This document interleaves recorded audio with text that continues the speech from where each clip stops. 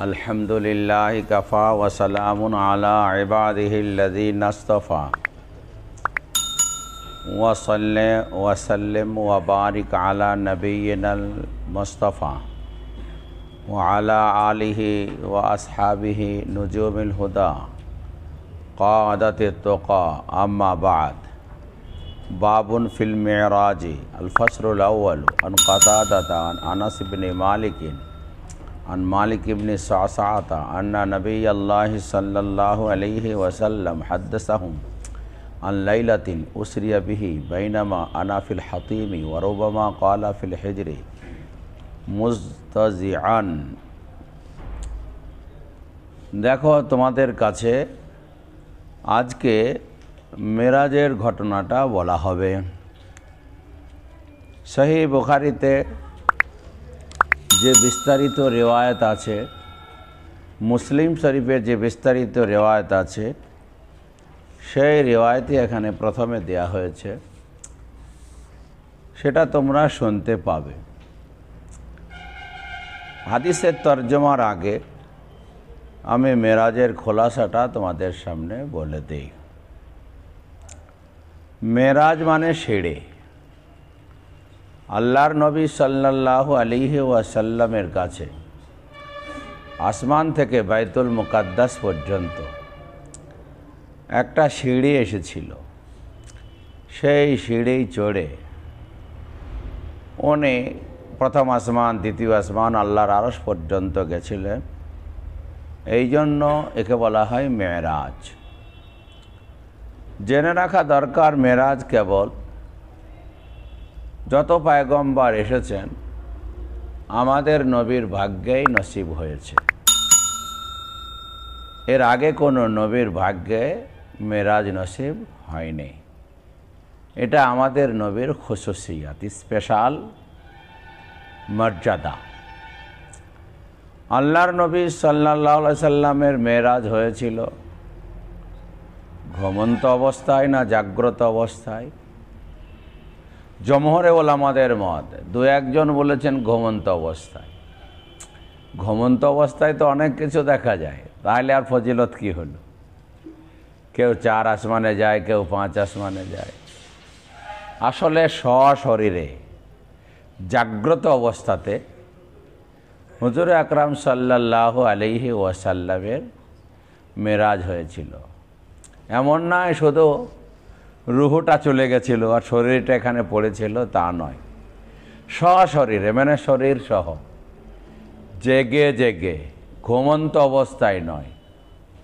আল্লাহর নবী সাল্লাল্লাহু আলাইহি ওয়াসাল্লাম আল্লাহর দরবার পর্যন্ত গেছিলেন।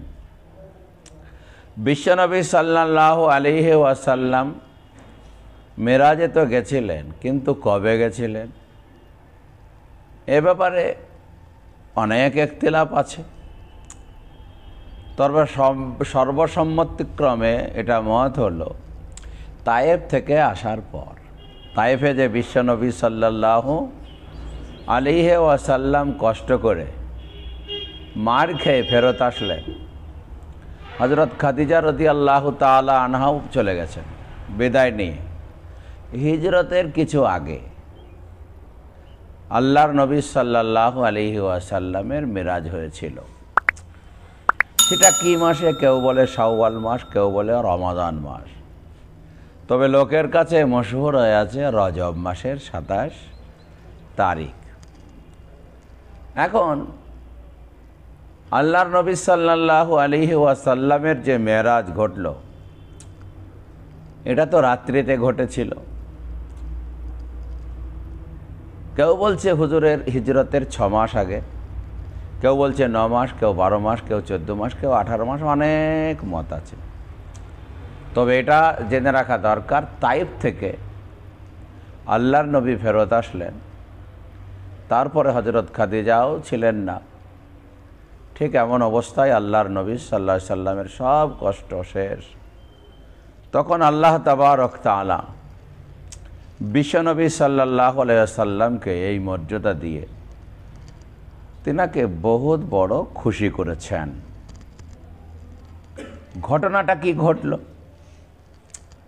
ঘটনা ঘটল, হজরত নবী আকরাম সাল্লাল্লাহু আলাইহি সাল্লাম নিজেই বলছেন, আমি একদিন রাত্রিবেলাতে এশার নামাজের পরে উম্মে হানির বাড়িতে শুয়েছিলাম।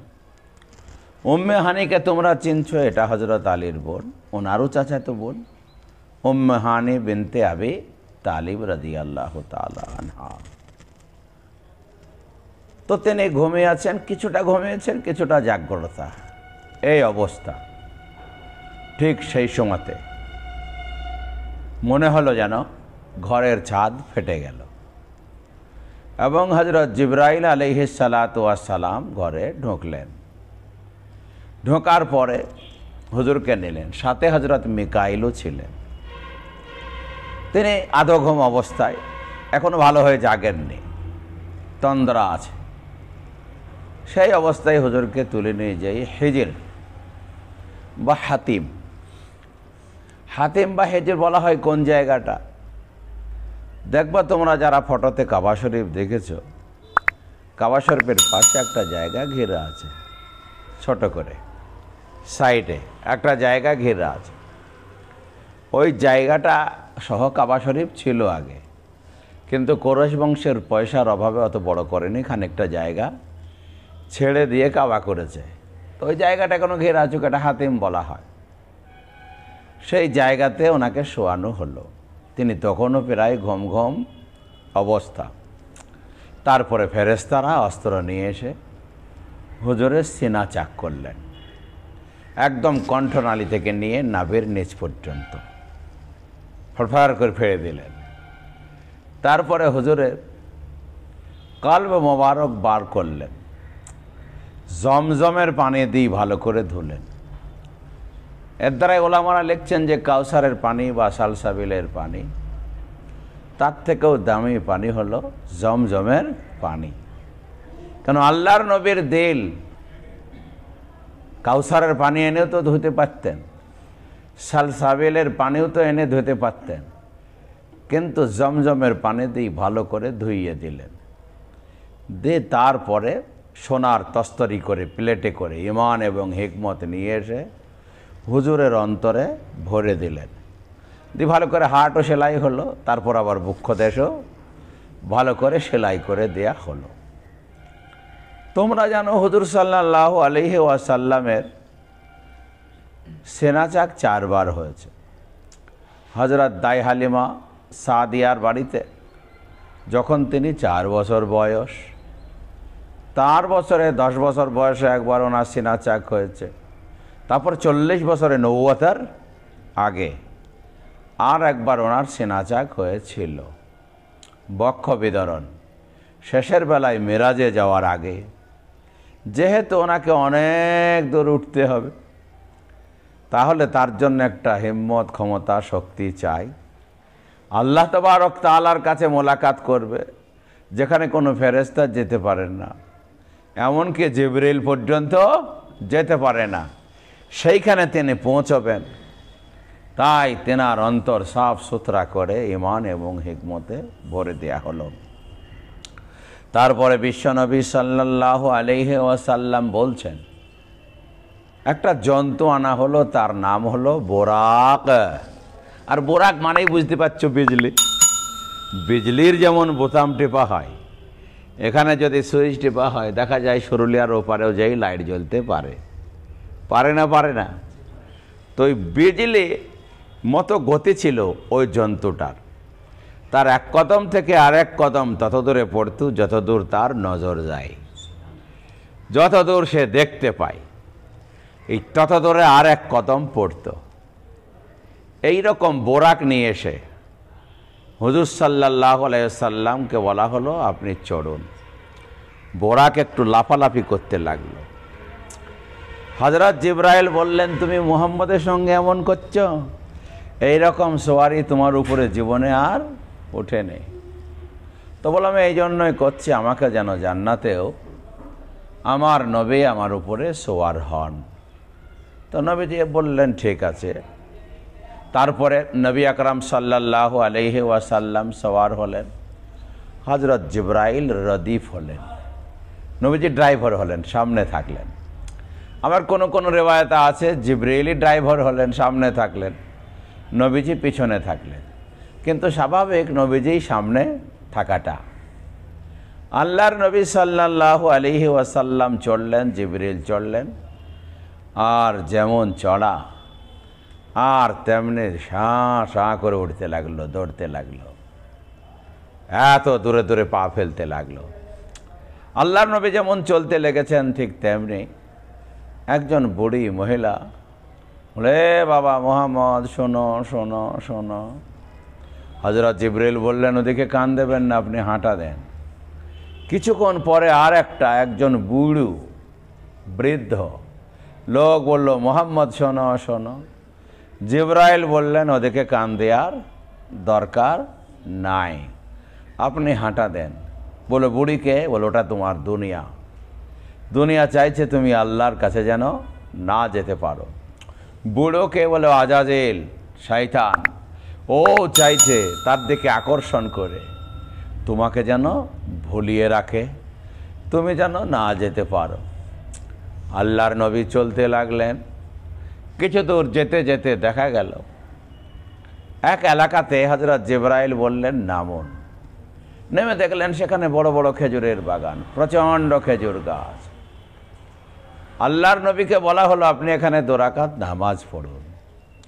নবীজি 2 রাকাত নামাজ পড়লেন। তারপরে বললেন, ভাই জিবরিল এটা কোন জায়গা? হযরত জিবরিল আলাইহিস সালাতু ওয়াস সালাম বললেন, হে মুহাম্মদ, এটা হলো মদিনা, তোমাকে অতি সত্বর এখানে হিজরাত করতে হবে। এই সফরে তোমাকে এই মদিনাটা একবার দেখেই নেওয়া হলো। আবার চড়ো। আবার চড়ে চলতে লাগলেন। কিছু দূর যাওয়ার পরে হযরত জিবরিল বললেন, এখানে একটু নামুন। বলো এটা কোন জায়গা? বলো এটা হলো ওয়াদিয়ে সিনা, যেখানে হযরত মূসা আলাইহিস সালাতু ওয়াস সালাম আল্লাহর সঙ্গে কথা বলেছিলেন। এই জায়গাটাও আপনাকে একবার দেখালাম। আবার চলুন।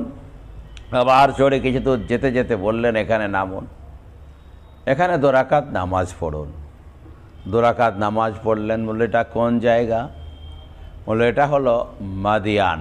হযরত শুআয়ব আলাইহিস সালাতু ওয়াস সালাম যে জায়গাতে বাস করতেন, তিনার এলাকার নাম হলো মাদিয়ান। ওয়াইলা মাদিয়ানা আখাহুম শুআয়বা, আছে না নাই? তারপর আবার চড়লেন। আবার চড়ে যেতে যেতে যেতে যেতে যেতে যেতে কিছু দূর যাওয়ার পরে হযরত জিবরাইল বললেন, আপনি একটু নামুন। নামলেন। বলে এখানেও 2 রাকাত নামাজ পড়ুন। নামাজ পড়লেন। বলে এটা কোন জায়গা? হযরত জিবরাইল বললেন, এটা হলো বাইতুল লাহম, যেটা খ্রিস্টানরা বেতেলহাম বলে। বাইতুল লাহম মানে হযরত ঈসা আলাইহিস সালাতু ওয়াস সালামকে হযরত মরিয়ম যেখানে জন্ম দিয়েছিলেন, পয়দা হয়েছিল, ওটাও খ্রিস্টানদের কাছে, ঈসাইদের কাছে বড় দামি দামি জায়গা। ও জায়গাতে ওনাকে নামানো হলো। উনি 2 রাকাত নামাজ পড়লেন। তারপরে আবার মুহাম্মদ সাল্লাল্লাহু আলাইহি ওয়াসাল্লাম বলছেন, আমাকে নিয়ে বোরা কেমনভাবে চলতে লাগলো, নতুন নতুন জায়গা।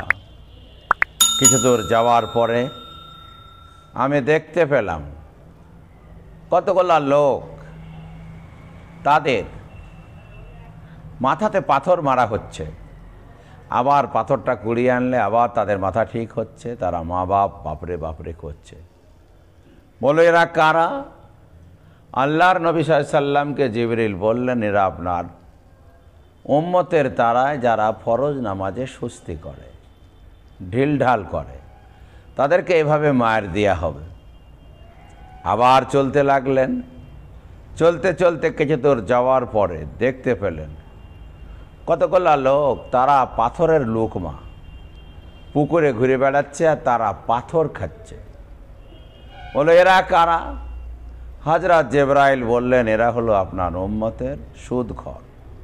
তারা যেন পাথর খায়, সুদখোর লোক। সুদকে পবিত্র কোরআনে হারাম করে দেয়া হয়েছে। হাল্লাল্লাহুল বাইআ ও হারামার রিবা, আল্লাহ তাবারক তাআলা ব্যবসাকে জায়েজ করেছেন, সুদকে হারাম করেছেন। এটা খতরনাক পাপ।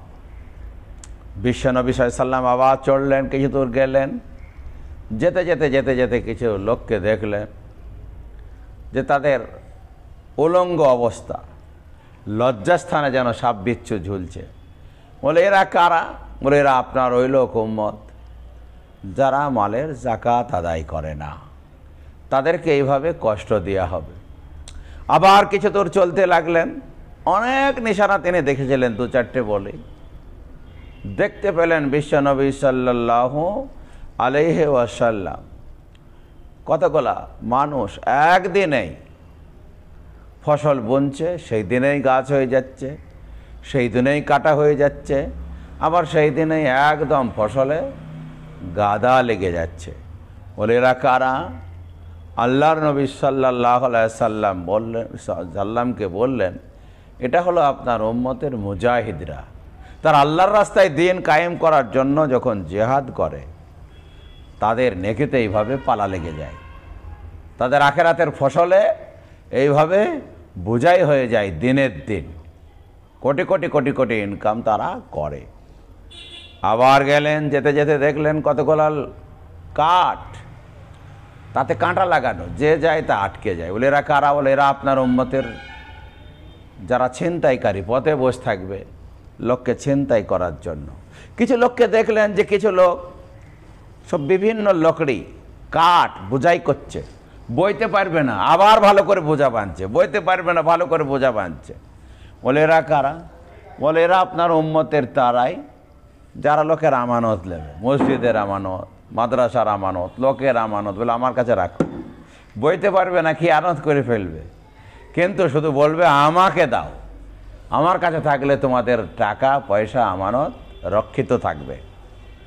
আবার চলতে লাগলেন, যেতে যেতে যেতে যেতে দেখলেন কতগুলা লোক, তাদের সামনে কষা গোস্ত আছে, রান্না করা হাঁড়িতে রান্না করা গোস্ত আছে, আর কিছু দূরে আছে হাঁড়িতে পচা গোস্ত, একবারে নোংরা, দুর্গন্ধ, পচে গেছে, পোকা হয়ে গেছে। তোরা রান্না করা এবং কষা গোস্ত খাওয়া বাদ দিয়ে ওই দূরে পচা সরা গোস্ত আছে, ওইগুলা সব আনন্দ করে খাচ্ছে। হযরত জিবরাইলকে জিজ্ঞাসা করলেন এরা কারা?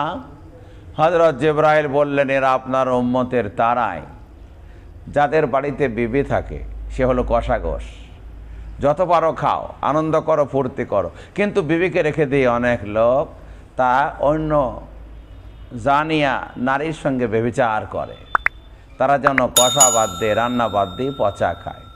কতগুলা লোকের মেয়ের বাড়িতে স্বামী আছে, স্বামী হলো কষা গোস্ত, যত পারো ব্যবহার করো, কিন্তু স্বামীকে বাদ দিয়ে তারা অন্য জায়গায় লাইন করে, অন্য জায়গাতে অন্য পুরুষের সাথে অবৈধ কাজ করে, এরা যেন পচা খায়, টাটকা বাদ দিয়ে।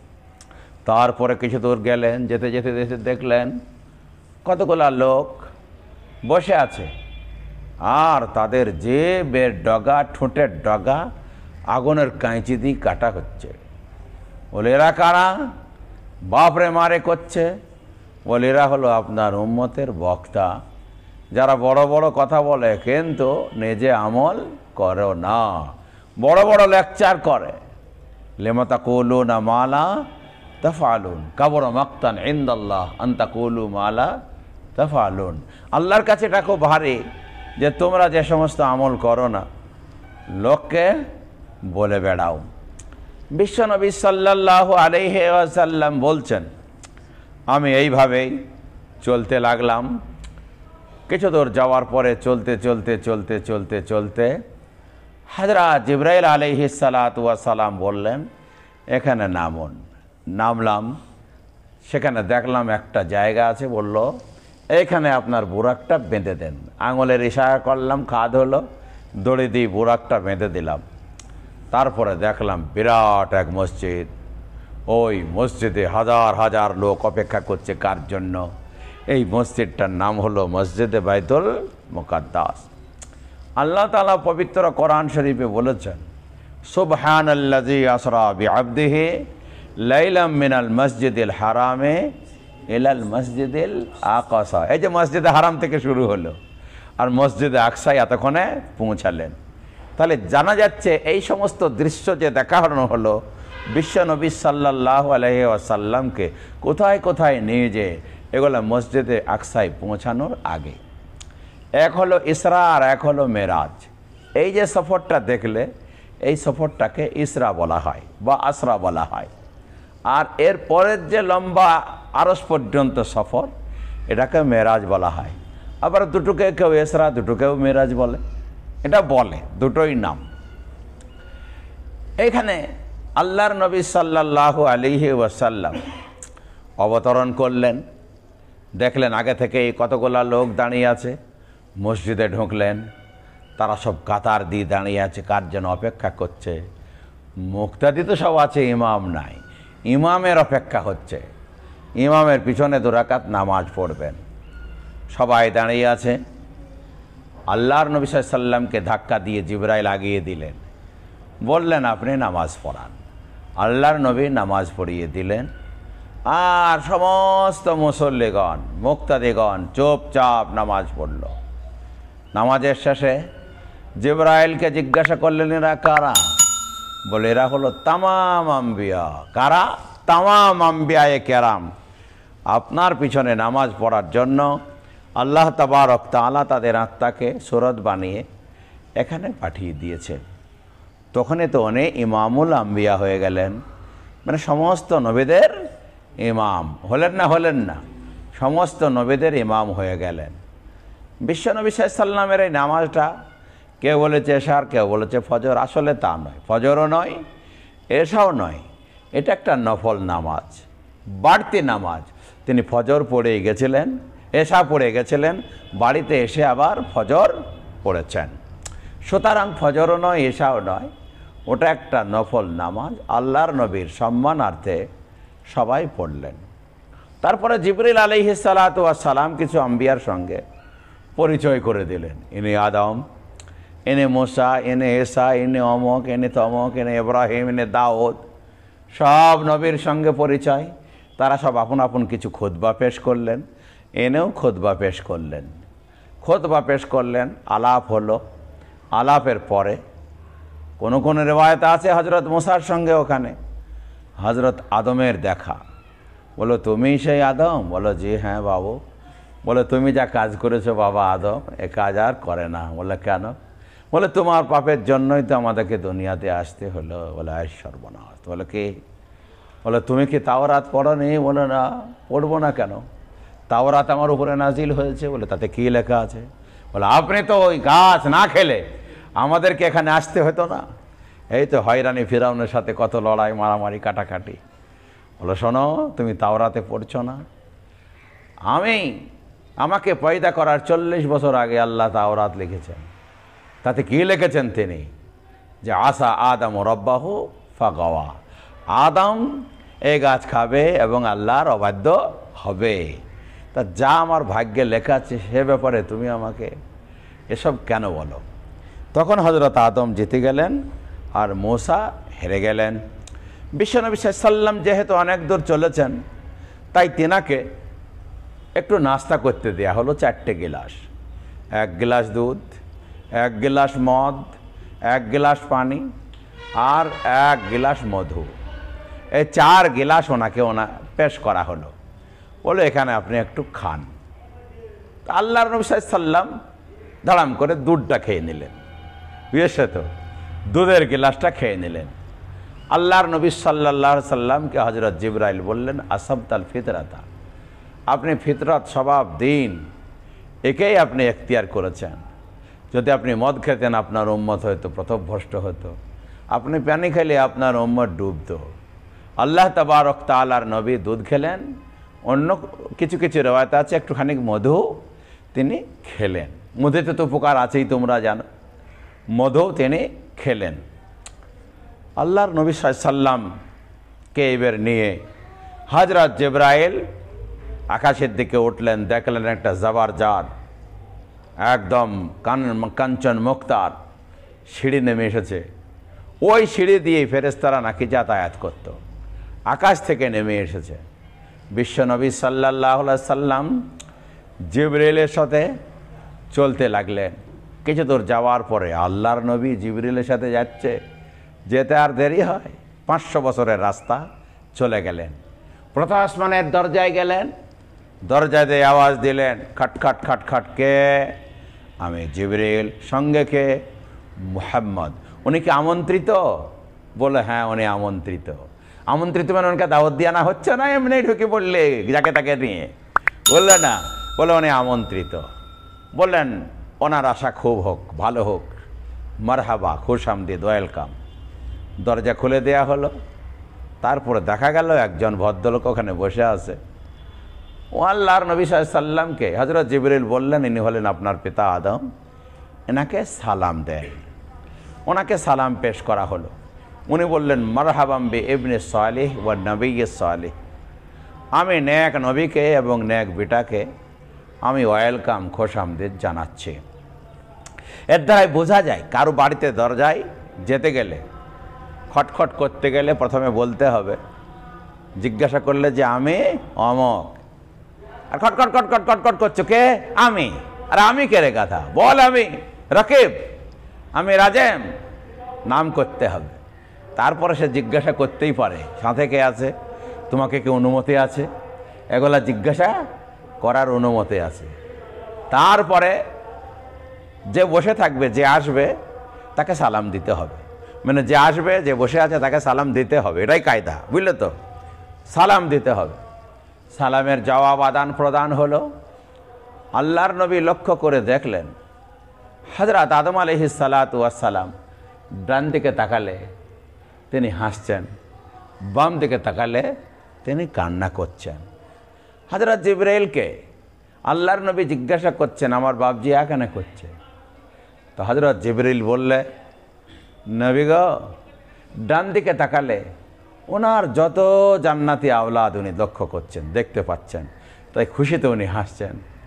আর বাম দিকে যখন তাকাচ্ছেন, ওনার যত জাহান্নামী আওলাদ সব নজর পড়ছে, উনি দুঃখে কান্না করছেন, হাই হাই রে, আমার এতটা আওলাদ সব জাহান্নামে যাবে।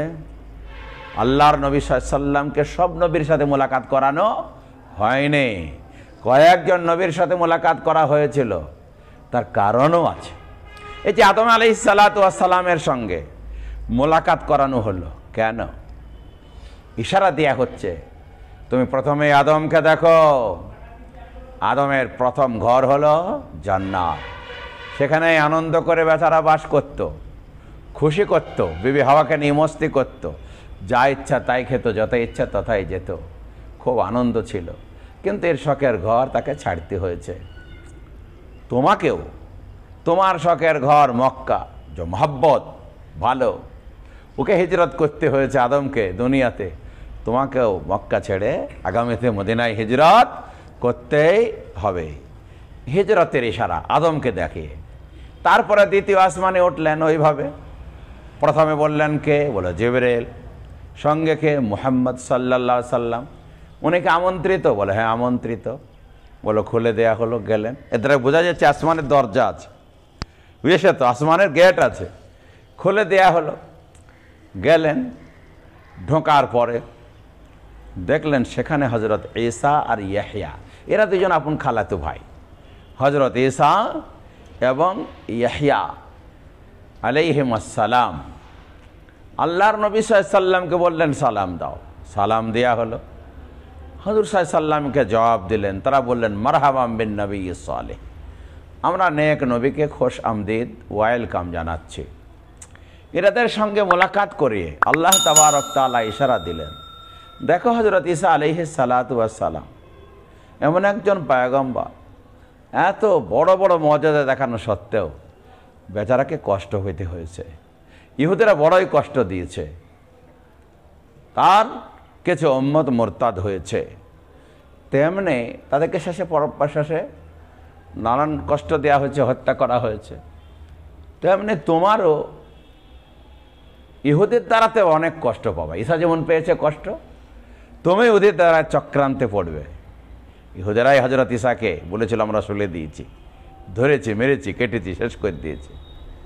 হযরত ঈসা আলাইহিস সালাতু ওয়াস সালামকে দেখিয়ে ইশারা করলে তোমাকেও মদিনায় যে ইহুদিদের তারা নানান রকমের কষ্ট পেতে হবে। সুতরাং হুজুর সাল্লাল্লাহু আলাইহি ওয়াসাল্লামকে মারার চক্রান্ত তোমরা হাদিসে পড়েছ, ইহুদিরা করেছিল দেওয়াল ফেলে মেরে দেওয়া, লুকিয়ে মেরে দেওয়া, শেষ করে দেওয়া চক্রান্ত করেছে। চরম কষ্ট দিয়েছিল ইহুদিরা।